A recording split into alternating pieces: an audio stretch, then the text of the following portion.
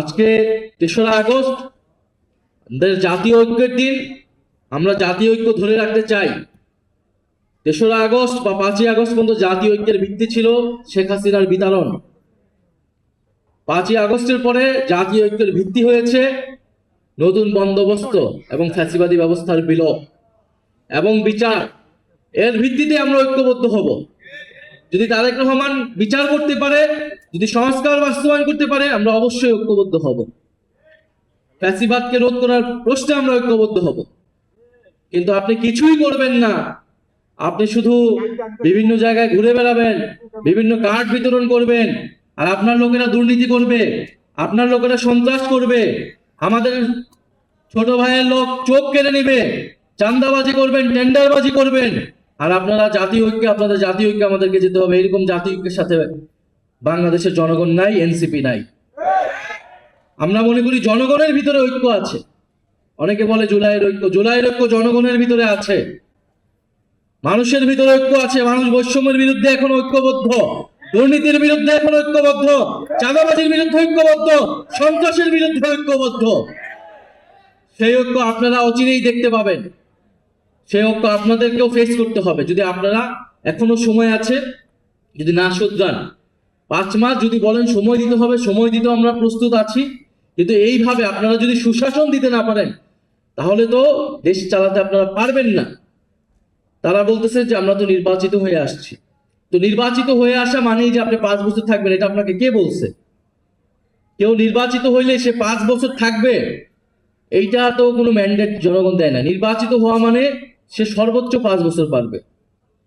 পৃথিবীর বিভিন্ন দেশে প্রধানমন্ত্রীরা পদত্যাগ করে সরে যাইতে বাধ্য হয়, যদি গুড গভর্নেন্স দিতে না পারে, যদি সুশাসন দিতে না পারে, যদি যে প্রতিশ্রুতি জনগণের কাছে দিয়েছে সেই প্রতিশ্রুতি রক্ষা করতে না পারে। ফলে আপনার সর্বোচ্চ সময়সীমা 5 বছর, সর্বনিম্ন কত সেটা আপনাকেই ঠিক করতে হবে। 5 মাস গিয়েছে, আর কতদিন সেটা আপনি ঠিক করবেন, আপনার কাজের মাধ্যমে, আপনার সরকারের পারফরমেন্সের মাধ্যমে।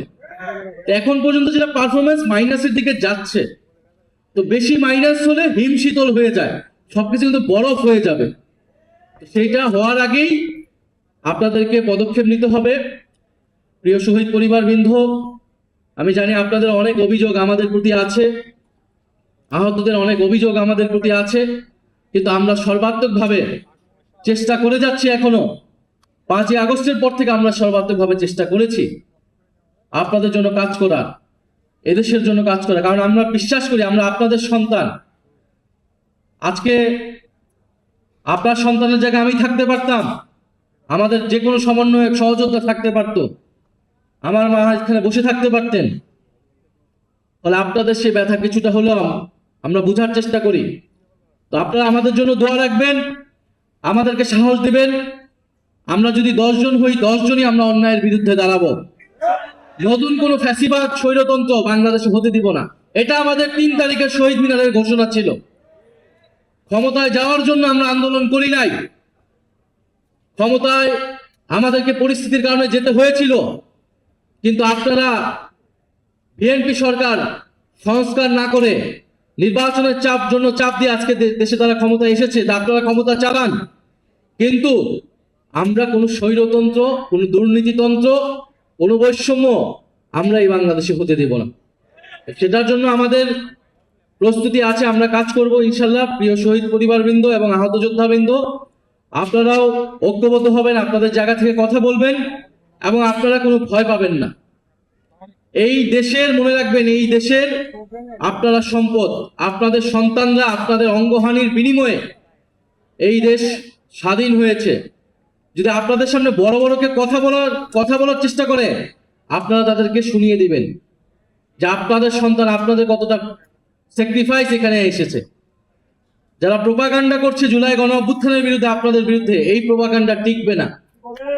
আমরা জানি এগুলো কারা করছে, আমরা শুধু ধৈর্য ধরে আছি। কারণ আমরা সেই ফ্যাসিস্টদের মতো না, আমরা আইনের শাসনে বিশ্বাস করি। আমরা এই জন্য আইন হাতে তুলে নেই না। কিন্তু আমাদের প্রতিরোধ সেটা 5ই আগস্ট পর্যন্ত আমরা দেখিয়েছি, প্রয়োজনে আবারও দেখাবো।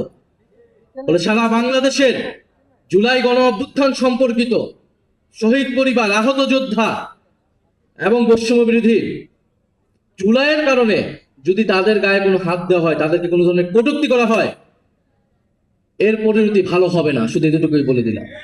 যারা এটা করছে, সে যেই দলেরই হোক না কেন, যেই মিডিয়া হোক না কেন, আমরা সেটা নজরে রাখছি। ইনশাল্লাহ সময় সবকিছুর জবাব দিবে। ইনকিলাব জিন্দাবাদ।